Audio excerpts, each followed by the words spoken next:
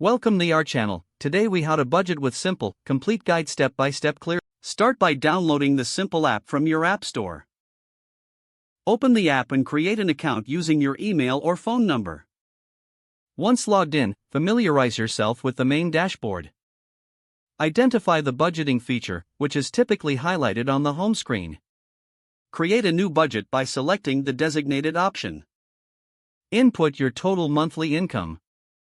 Enter your regular expenses, such as rent, utilities, and groceries. Break down discretionary spending into categories like entertainment and dining out. Set specific limits for each discretionary category. Review the percentage of your income allocated to each expense. Adjust your spending categories if necessary for a more balanced budget. Use the app's tracking feature to monitor your spending in real time. Check your budget weekly to stay aligned with your financial goals. Utilize alerts to notify you when you're nearing your spending limits. Make adjustments to your budget as your income or expenses change. Consider saving a portion of your income for unexpected expenses. At the end of the month, review your budget performance to identify spending trends.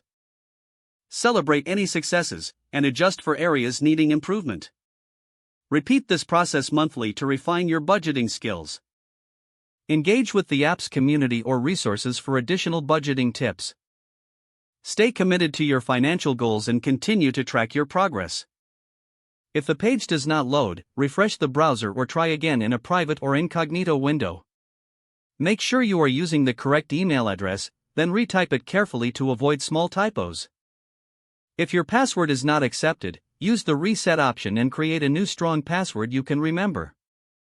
Check your spam folder for verification or security emails, then complete any requested confirmation steps. Enable two-factor authentication if available to improve account security and reduce unauthorized access risk. After signing in, review your profile details so your contact information and settings are accurate and current. If you see an error message, note it down and try again after restarting your device and internet connection.